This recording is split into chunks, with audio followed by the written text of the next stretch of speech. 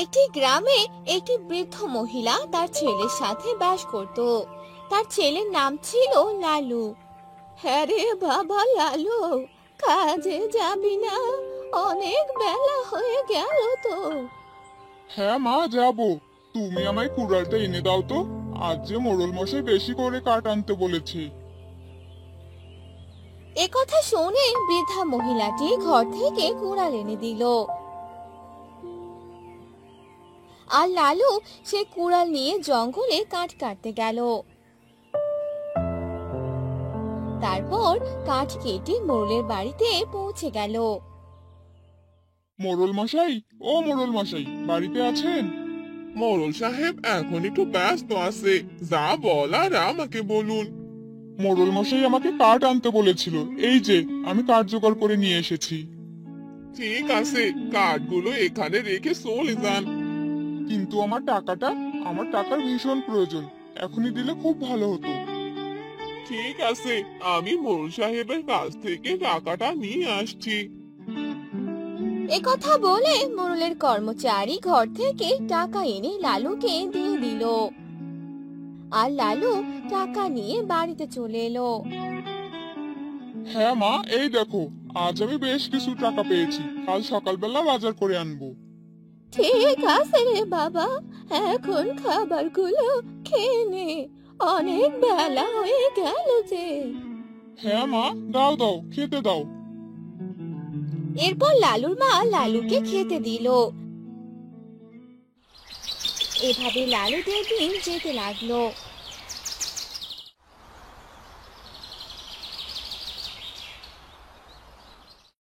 একদিন লালু কাঠ কাটার জন্য জঙ্গলের দিকে যেতে লাগলো। তখনই লালুর সাথে তার বন্ধুর দেখা হলো। আরে লালু, কাঠ কাটতে যাচ্ছিস নাকি রে? হ্যাঁ রে, কাঠ কাটতেই যাচ্ছি। তা তুই কোথায় যাচ্ছিস? আমি তো বাজারে যাচ্ছি দোকানটা খুলতে। তুই যে কাঠ কাটতে যাস, তোর ভয় করে না? ভয়? কিসের আবার ভয়? এই যে জঙ্গলে যাস, জঙ্গলে কত ভূত পেতনি পশু পাখি, এরা যদি তোর কোনো ক্ষতি করে দেয় তাহলে? কি সব বলছিস? জঙ্গলে কেন এসব থাকবে? আমি তো একদিনও এসব কিছুই দেখলাম না। আছে বন্ধু, আছে। আমি শুনেছি ওই জঙ্গলে এসব বেশি থাকে। সাবধানে থাকিস, বুঝলি? হ্যাঁ হ্যাঁ, একদম সাবধানেই থাকতে হবে। আমি এবার যাই তবে। একথা বলে লালু সেখান থেকে চলে গেল আর জঙ্গলে গিয়ে কাঠ কাটতে লাগলো। কাঠ কাটা শেষ করে সে একটি গাছের নিচে বসে বিশ্রাম নিতে লাগলো। কিছুক্ষণ পর বাড়ির দিকে যেতে লাগলো। তখনই লালু একটি পুরনো বাসা দেখতে পেল। আরে, এই জঙ্গলে এত পুরনো একটা বাসা, ভিতরে গিয়ে দেখি তো কিছু আছে কিনা। এই বলে লালু বাড়ির ভিতরে প্রবেশ করলো, কিন্তু কোথাও কিছু দেখতে পেল না। যখনই লালু বের হতে যাবে তখনই সে এক বড়শি দেখতে পেল। আরে, এটা তো বড়শি মনে হচ্ছে। আমি বরং এটা বাড়িতে নিয়ে যাই, কোনো সময় কাজে লাগতে পারে। এরপর লালু কাঠ আর বড়শি নিয়ে বাড়িতে চলে এলো। হ্যাঁ রে বাবা, তোর হাতে এটা কি? মা, এটা বড়শি। বাজার থেকে কিনে আনলি নাকি রে বাবা? না মা, আমি জঙ্গল থেকে বাড়িতে আসার সময় একটা পুরনো বাড়ি দেখতে পেলাম। আর সেই বাড়ির ভিতরে এই বড়শি ছাড়া আর কিছুই পেলাম না, তাই এটা সঙ্গে করে নিয়ে এলাম। কার না কার বড়শি আনলি? এটা কি তুই ঠিক করলি বাবা? যদি কিছু হয়ে যায়? আরে মা, তুমি এত ভাবছো কেন বলো তো? আমি তো শুধু এই বড়শিটাই এনেছি, আর তো কিছু আনিনি। দশার কথা কি আর বলে গয়ে আসে রে বাবা? আয়, এবার ঘরে আয়।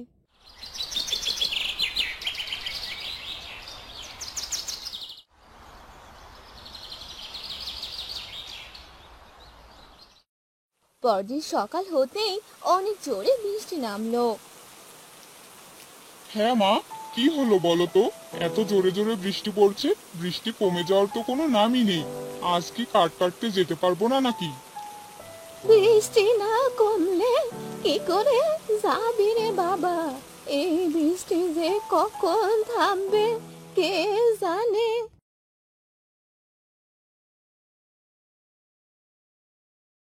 সকাল গড়িয়ে বিকেল হয়ে গেল, কিন্তু বৃষ্টি থামার কোনো নামই ছিল না। এভাবে দুই একদিন বৃষ্টি পড়তেই লাগলো। চারদিক বৃষ্টির পানিতে ভরে গেল, মাঠঘাট সব ডুবিয়ে গেল। অন্যদিকে লালুদের করুণ অবস্থা।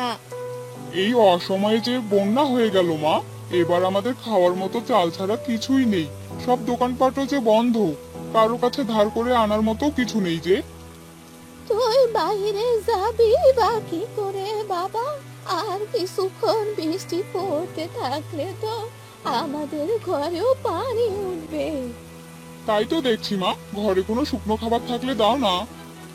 না রে বাবা, ঘরে যে কোনো খাবার নেই। আমার যে অনেক খিদে পেয়েছে মা, এখন আমি কি করব? এরপর তারা বারান্দায় বসে থাকে। তখনই লালুর মা দেখতে পেল বন্যার পানিতে অনেকগুলো মাছ। আরে বাবা দেখ, এখানে যে অনেক মাছ। বাবা তুই বরং ঘর থেকে বড়শিটা নিয়ে আয়। বড়শি দিয়ে কি করবে মা? এখানে মাছ মারবে নাকি? হ্যাঁ রে বাবা, এখানে মাছ মারবো। এরপর লালু ঘর থেকে বড়শিটা নিয়ে এলো, আর লালুর মা বারান্দায় বসে বড়শি দিয়ে মাছ মারতে লাগলো। আর বেশ কয়েকটা মাছও পেয়ে গেল। আরে মা, ভালোই তো, কয়েকটা মাছ পেয়েছো। বন্যার দিনে এভাবে মাছ ধরতে পেরেছো, ভালোই হলো। আর এখানে এত মাছ পাওয়া যাবে এটা তো আমি কখনো ভাবিইনি। হ্যাঁ রে বাবা, এবার তাহলে কোনো অসুবিধাই হবে না। চাল তো আছে, এবার এই মাছগুলো কেটে আমি বরং রান্না করি। হ্যাঁ মা, তাড়াতাড়ি রান্না করো, আমার অনেক খিদে পেয়েছে। এরপর লালুর মা রান্না করে, তারপর তারা খাবার খেয়ে নিল। এরপর থেকে লালু যতদিন বন্যা ছিল সেই বন্যার পানিতে মাছ ধরে দিন কাটিয়ে দিত। আরে দাদা, এই নাও, তোমাদের জন্য মাছ নিয়ে এসেছি। এই সময় তো কেউ বাজারও করতে পারিনি, তাই সবার বাড়িতেই আমি মাছ দিয়ে আসছি। আরে দাদা, তোমায় অনেক ধন্যবাদ।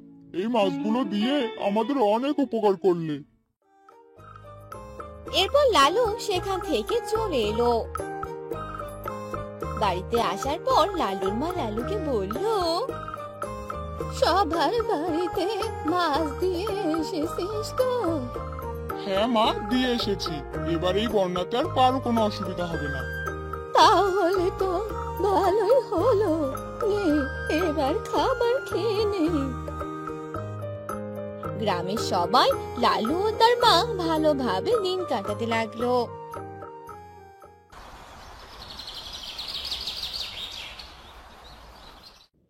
রানীনগর নামে একটি গ্রাম ছিল। সে গ্রামে থাকতো গোপাল ও তার বউ। গোপাল ছিল অনেক অলস। সে ভালোভাবে কোনো কাজ করতে চাইতো না, সারাদিন শুয়ে বসে দিন কাটাতো। অন্যদিকে গোপালের বউ গোপালকে এ নিয়ে অনেক কথা শোনাতো। কি গো, তুমি এখনো বাড়িতে? যে মোড়লের বাড়িতে কখন যাবে শুনি? মোড়ল যে তোমায় যেতে বলেছে। সে যাব কোনো এক সময়, এখন অনেক খিদে পেয়েছে, আমায় কিছু খেতে দাও তো। খেতে তো দিবই, কিন্তু খাওয়া দাওয়া শেষ করেই মোড়লের বাড়িতে চলে যাবে। হয়তো কোনো কাজের জন্যই ডেকেছে তোমাকে। হ্যাঁ হ্যাঁ, সে দেখা যাবে। শুধু কাজ আর কাজ, দাও খাবার দাও। এরপর গোপালের বউ গোপালকে খাবার এনে দিল, আর গোপাল খাবার খেয়ে বাহিরে বেরিয়ে পড়লো। আর যেতে যেতে বলতে লাগলো, না, এই কাজ আর আমার ভালো লাগে না। মোড়লের বাড়িতে আমি যেতে পারবো না। যাই, কারো দোকানে গিয়ে বসে একটু আড্ডা দিয়ে আসি। কি গো গোপাল দাদা, কোথায় যাচ্ছ? কোথায় আর যাবো, এখানেই এলাম, তোমাদের সাথে আড্ডা দিতে এলাম। এরপর গোপাল সেই দোকানে বসে সবার সাথে গল্প করতে লাগলো।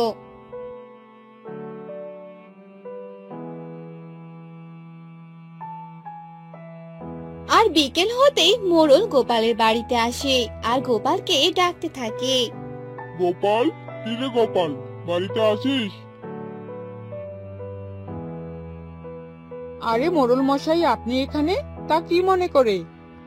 গোপালকে বলেছিলাম আমার বাড়িতে যেতে, কিন্তু বিকেল হয়ে গেল, গোপাল তো এখনো গেল না।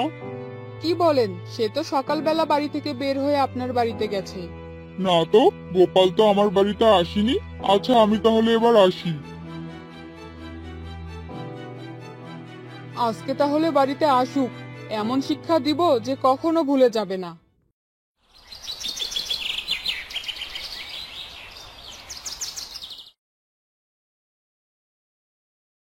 গিন্নি, ও গিন্নি, কোথায় গেলে?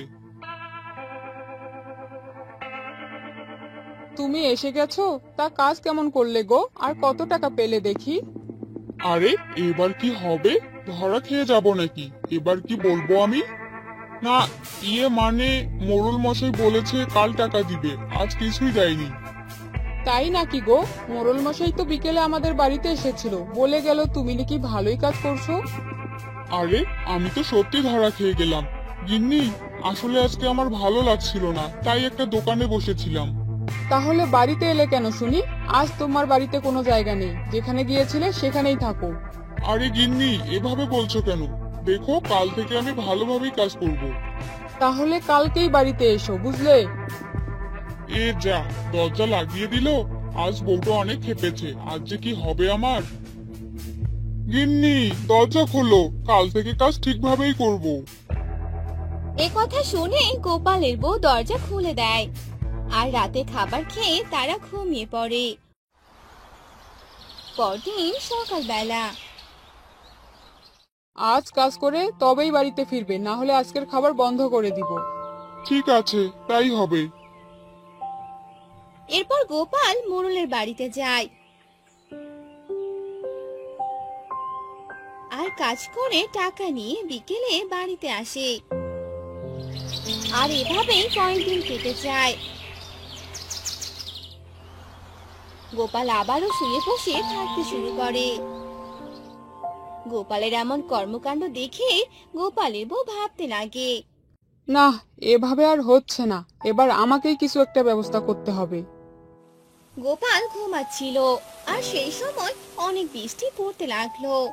তখন গোপালের বউ সেখানে এলো আর গোপালকে বলতে লাগলো।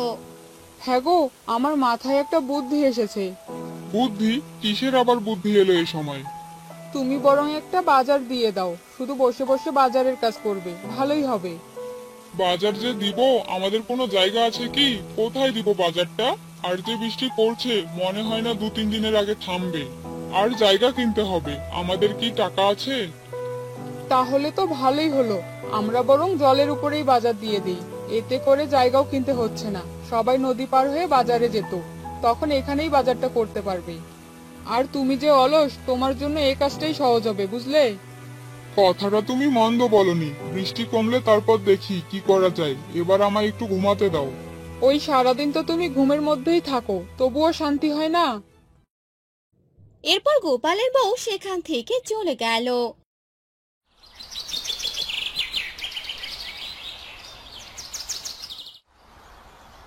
কিছুদিন কেটে যাওয়ার পর তারা জলের উপর বাজার দিয়ে দিল। সেখানে একটি লোক চলে এলো আর বলল, কি গো গোপাল দাদা, তোমার বুদ্ধিটা তো বেশ দারুণ হয়েছে। জলের উপর বাজার দিয়ে দিয়েছো। আমাদের আর নদী পার হয়ে বাজারে যেতে হবে না, তোমার এখান থেকে সব বাজার করতে পারবো। হ্যাঁ হ্যাঁ, তোমাদের জন্যই তো এই কাজ করা, তোমাদের উপকার হলো। হ্যাঁ হ্যাঁ, ঠিকই বলেছো। তারপর থেকে তারা সে গ্রামের সবাই গোপালের কাছ থেকে বাজার করে নিয়ে যেত। আস্তে আস্তে গোপালের অলসতা দূর হতে লাগলো। হ্যাঁ গো গিন্নি, তোমার বুদ্ধিটা কাজে লেগে তো ভালোই হলো, এখন আর আমাদের কোনো কিছুর অভাব হবে না। হুম, ঠিকই তো করেছি, তোমার অলসতাও যে কেটে গেছে, এখন ভালোভাবেই দিন কাটবে আমাদের।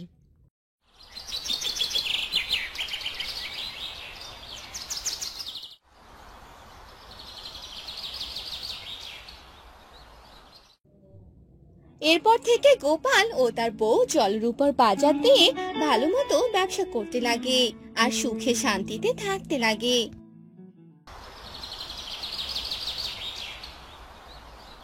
এই নে লক্ষ্মী, এই থালা বাসনগুলো পুকুর থেকে ধুয়ে নিয়ে আয়। আর আমি রান্না করি। ঠিক আছে দিদি। এরপর লক্ষ্মী থালা বাসন নিয়ে পুকুরে যায় আর সেগুলো ধুয়ে বাড়িতে নিয়ে আসে।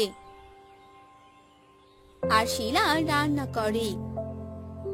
এরপর তারা দু বোন খাবার খেয়ে নেয়। হ্যাঁ রে লক্ষ্মী, আমি কাজে চলে গেলাম, তুই বাড়িতে থাকিস আর হাঁস মুরগিগুলোকে একটু খাবার দিয়ে দিস। গ্রামের সবচেয়ে ধনী ব্যক্তি ছিল গোপাল। তার অনেক জমি আর ছিল অনেক টাকা পয়সা। আর সেখানে শিলা কাজ করত। শিলা রান্না বান্না করত, ঘর মুছে দিত, আরো অনেক কাজ করত। এরপর শিলা হাঁটতে হাঁটতে সেই গোপালের বাড়িতে যায়। কি রে, তোর আসতে এত দেরি হলো কেন রে? পিঁপড়ার মতো হাঁটছিলি নাকি? তুই জানিস না সকাল হলেই আমি চা খাই? যা, এখনই চা বানিয়ে নিয়ে আয়। ঠিক আছে মালিক। এরপর শিলা ভালো করে চা বানায় আর গোপালকে খেতে দেয়। তারপর সকালে নাস্তা থেকে শুরু করে সব কাজ করতে থাকে। দুপুর হতেই আকাশে বিদ্যুৎ চমকাতে শুরু করে। তারপর বৃষ্টি পড়ে। এ কি, এ যে অনেক জোরে বৃষ্টি পড়ছে। বৃষ্টি না কমলে আমি বাড়ি ফিরে যাব কি করে? কি রে, একা একা কার সাথে কথা বলছিস? দুপুরে রান্না হয়েছে তোর? হ্যাঁ মালকিন, রান্না হয়েছে। তাহলে খাবার নিয়ে টেবিলে আয়, আমাদের সবার অনেক খিদে পেয়েছে। আর দ্রুত হাত চালা, বুঝলি? এত আস্তে আস্তে কাজ করলে চলবে না। জি মালকিন। এরপর শিলা খাবারগুলো টেবিলে দিয়ে দেয় আর সবাই খাবার খেয়ে নেয়। সবার খাওয়া শেষ হলে শিলা রান্নাঘরে বসে খাবার খায়। আমার কাজ তো প্রায় শেষ, এখন তো বাড়িতেও যেতে হবে। বৃষ্টিটাও একটু কমে গেছে, যাই মালিককে বলে আসি। মালিক, আমার কাজ শেষ, আমায় এখন বাড়ি যেতে হবে। ঠিক আছে, চলে যা, তবে কাল তাড়াতাড়ি চলে আসবি। ঠিক আছে মালিক। এরপর শিলা গোপালের বাড়ি থেকে বেরিয়ে পড়ে আর বাড়ির দিকে যেতে থাকে। আমি বরং জঙ্গলের রাস্তাটা দিয়ে যাই, তাহলে তাড়াতাড়ি বাড়ি যেতে পারবো। এই বলে শিলা জঙ্গলের রাস্তা দিয়ে যেতে থাকে। আর তখনই শিলার সামনে এক পাখির বাচ্চা এসে পড়ে। আরে, এ কি, এ তো এক ছোট পাখির বাচ্চা। বৃষ্টিতে একদম ভিজে গেছে, কিন্তু এর বাসা যে কোথায়? এখন আমি কি করব? বাচ্চাটি ঠান্ডায় কাঁপছে, আমি বরং একে বাড়ি নিয়ে যাই। তারপর শিলা সেই পাখির বাচ্চাটিকে বাড়িতে নিয়ে গেল। কি রে দিদি, তোর হাতে ওটা কি? মনে হচ্ছে একটা টিয়ে পাখি। হ্যাঁ রে, এটা একটা পাখি, রাস্তায় পেয়েছি তাই বাড়িতে নিয়ে এলাম। পাখিটার শরীর মুছে দে তো। এরপর লক্ষ্মী সেই টিয়ে পাখির শরীর ভালোভাবে মুছে দিল। তারপর তাকে কিছু খাবার দিল। লক্ষ্মী আর শিলা দুজনেই পাখিটার অনেক খেয়াল রাখতো। এভাবেই দিন যেতে লাগলো। এই দিদি দেখ, টিয়ে পাখিটা আস্তে আস্তে বড় হচ্ছে। হ্যাঁ রে দিদি, আমরা যদি একে কথা শিখিয়ে দেই তাহলে তো শিখতে পারবে, তাই না? হ্যাঁ পারবে তো, কিন্তু তুই একে কি কথা শেখাবি? একে আমি সব কথা শিখিয়ে দিব। তাহলে এ যখন বড় হবে তখন সারাদিন আমার সাথে গল্প করবে। আচ্ছা ঠিক আছে, এখন ওকে রেখে দিয়ে আয়, সকালে যে তাড়াতাড়ি উঠতে হবে। এরপর তারা ঘুমিয়ে পড়ে। পরদিন সকালে শিলা সব কাজ শেষ করে আর পাখিটিকে খাবার খাইয়ে দেয়। আমি কাজ করতে গেলাম, তুই আমাদের পোষা টিয়েটার খেয়াল রাখিস, নয়তো বড় কাক এসে ওকে নিয়ে যাবে। তুমি কোনো চিন্তা করো না দিদি, আমি থাক তোর কিছু হবে না। এবার তুমি নিশ্চিন্তে কাজে চলে যাও। এরপর শিলা কাজে চলে যায়। যতদিন যেতে লাগলো টিয়ে পাখিটাও বড় হতে লাগলো। আর একদিন টিয়ে পাখিটা উড়ে চলে গেল। শিলা বাড়িতে এসে দেখে তার বোন কান্না করছে। রে, তোর কি হয়েছে? এভাবে কান্না করছিস কেন? কান্না না করে বলবি তো কি হয়েছে? দিদি, আমাদের পোষা টিয়াটা যে উড়ে চলে গেছে। কি বলিস? তুই ওকে আটকে রাখলি না কেন? আমি ওর জন্য খাবার আনতে গিয়েছিলাম, ঘর থেকে বেরিয়ে দেখি ও নেই। আচ্ছা হয়েছে, এবার কান্না বন্ধ কর। কান্না করলে কি আর সে চলে আসবে নাকি? মন খারাপ করিস না, চল ঘরে চল। এরপর তারা ঘরে চলে যায়। এভাবেই অনেকদিন কেটে যায়। আর একদিন সে টিয়ে পাখি শিলা আর লক্ষ্মীর কাছে চলে আসে আর তাদের ডাকতে থাকে, বন্ধু, ও বন্ধু, কোথায় তোমরা? বাহিরে আসো, আমি যে তোমাদের কাছে চলে এসেছি। কি রে দিদি, আমাদের এভাবে কে ডাকছে? চল তো বাহিরে গিয়ে দেখি। এরপর তারা বাহিরে গিয়ে দেখে তাদের দুই বোনের পোষা টিয়ে বাহিরে আছে। টিয়ে পাখিকে দেখে তারা অনেক অবাক হয়ে যায়। এ কি, টিয়ে পাখি, তুমি এখানে? হ্যাঁ বন্ধু, আমি যে তোমাদের কাছে আবার চলে এসেছি। তোমাদের মতো এত ভালো বন্ধুকে ছেড়ে আমি কোথায় যাব বলো তো? এ কি, তুমি তো দেখছি কথাও বলতে পারো, কিন্তু আমি যখন তোমায় কথা শিখিয়েছিলাম তখন তুমি কথা বলনি কেন? কারণ আমি ছোট থেকেই কথা বলতে পারতাম। আমি কোনো সাধারণ টিয়ে পাখি নই। আমার পরিবার হলো এক জাদু শক্তির পরিবার।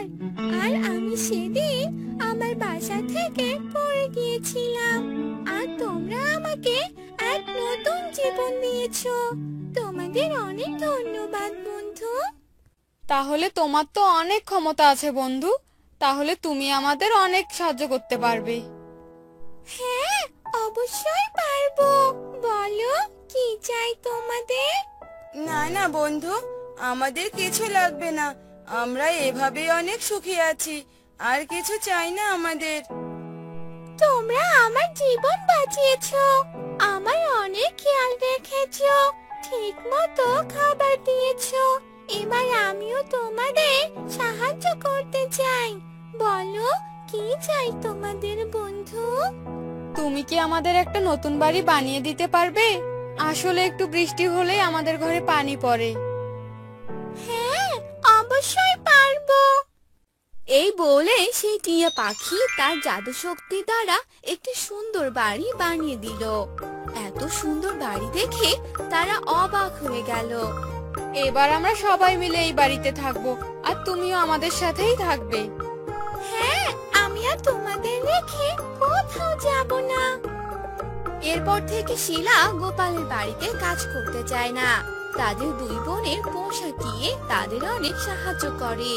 আর তারা তাদের পোষা টিয়েকে সাথে নিয়ে সুখে শান্তিতে থাকতে লাগলো। রানীনগর গ্রামের মোড়ল ছিল ভীষণ অত্যাচারী। মোড়লের 3 কন্যা। এ নিয়ে মোড়লের দুঃখের শেষ নেই। ছেলে সন্তানের জন্য মোড়লের বউকে মোড়ল রোজ অত্যাচার করে, আর 3 মেয়েকে একদম সহ্য করতে পারে না। দাই বুড়ি, খবর কি? অবস্থা ভালো না মোড়ল সাহেব, ভগবানকে ডাকুন। মোড়ল বারান্দায় পায়চারি করতে থাকে।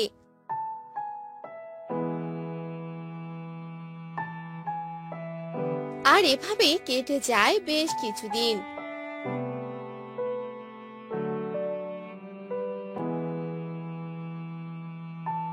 বেশ কিছুদিন পর দাই বুড়ি কোলে একটি বাচ্চা নিয়ে বাহিরে আসে।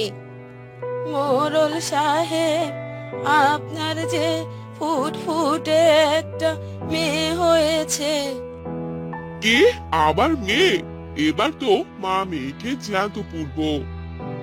তার আর দরকার হবে না। বৌমা যে সন্তান জন্ম দেওয়ার সময় মারা গেছে। কি সব বলছো দাই বুড়ি? এ আমার কি সর্বনাশ হয়ে গেল! হায় ভগবান, এই বাচ্চাকে নিয়ে এখন আমি কি করব? এখন কাঁদছেন কেন মোড়ল সাহেব? বেঁচে থাকতে কম অত্যাচার তো করেননি মেয়েটার ওপর। মরে বেঁচেছে মেয়েটা। আমি এখন যাই।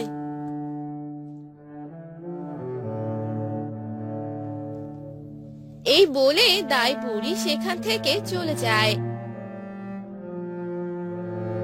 আর মোড়ল রাতের অপেক্ষা করতে থাকে।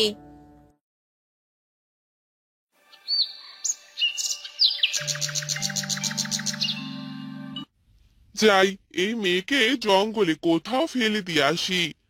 বাঘ সিংহে খেয়ে নেবে। তিনজনের রক্ষে নেই, আবার উনি এলেন।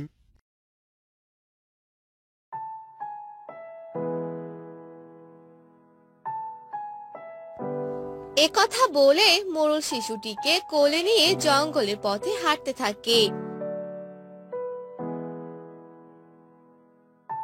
বেশ কিছু দূর হাঁটার পরে মোড়ল জঙ্গলের গভীরে চলে যায়।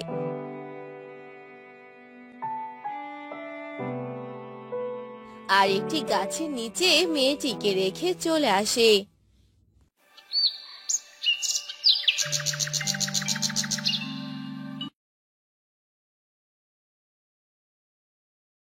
এখন কেঁদে কি হবে বলো? এসব তো তোমার পাপের ফল। ওসব আর মনে রেখো না। মাঠে যাও বাবা। হ্যাঁ রে মা, যাচ্ছি। এভাবে আর বলিস না। আমি তো এখন সব খারাপ কাজ ছেড়ে দিয়েছি।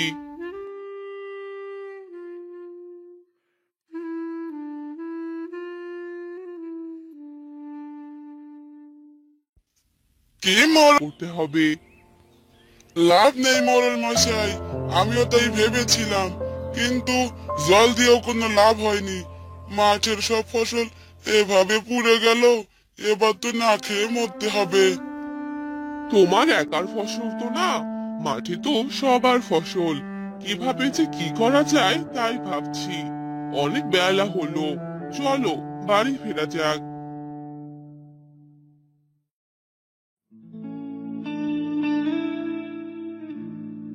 হ্যাঁ গো, সারাদিন কাজই করবে, খেতে হবে না বুঝি? তুমি মাঠে আসতে গেলে কেন? চা রোদ পড়েছে, সাথে গরমও। পাশের গ্রামের খবর কিছু শুনেছো? কেন, পাশের গ্রামে আবার কি হবে? তোমার মনে নেই, পাশের গ্রাম থেকে অন্যায়ভাবে অত্যাচারী মোড়ল আমাদের বের করে দিয়েছিল? ওসব পুরনো কথা ভুলে যাওয়াই ভালো। শুনলাম পাশের গ্রামের মাঠের ফসল সব নাকি পুড়ে গেছে। তাই তো দেখতে এলাম, কিন্তু আমাদের মাঠের ফসল তো ভালোই আছে। এসব বলছো? তাহলে তো যেতেই হচ্ছে পাশের গ্রামে।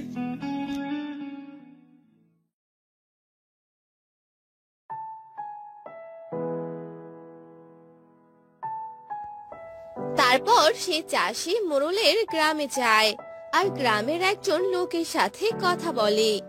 হায় ভগবান, মাঠের সব ফসল যে পুড়ে শেষ, কিভাবে হলো এসব? আমরা কিছুই জানি না দাদা, হঠাৎ মাঠের ফসল এমন পুড়ে গেছে।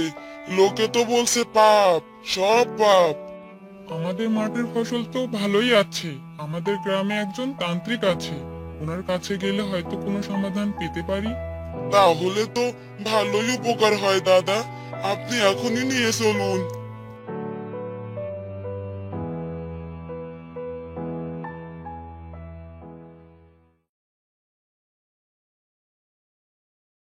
তোমাদের কোথাও যেতে হবে না।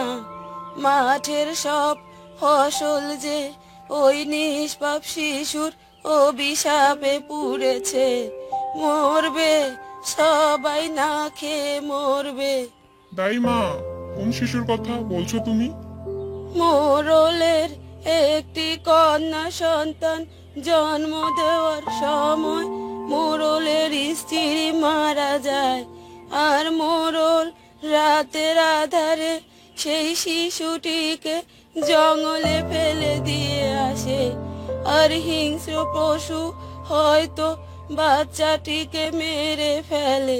সেই শিশুর অভিশাপেই সব হচ্ছে বাবা। এসব তুমি কি বলছো দাইমা? এগুলো সব সত্যি তো? যদি সত্যি হয় তাহলে এখন আমরা এই অভিশাপ থেকে রক্ষা পাবো কিভাবে? মোরলকে সবার সামনে তার ভুল স্বীকার করতে হবে, আর এই মাঠে একটি যজ্ঞ করতে হবে, তাহলেই অভিশাপ মুক্ত হবে এই ফসলের মাঠ। আমি কালকে এক তান্ত্রিক মশাইকে ডেকেছি, তোরা সবাইকে এক করে এই মাঠে নিয়ে আসবি। আচ্ছা দাইমা, তাই হবে। তুমি সময় মতো সবাইকে এখানে হাজির পাবে।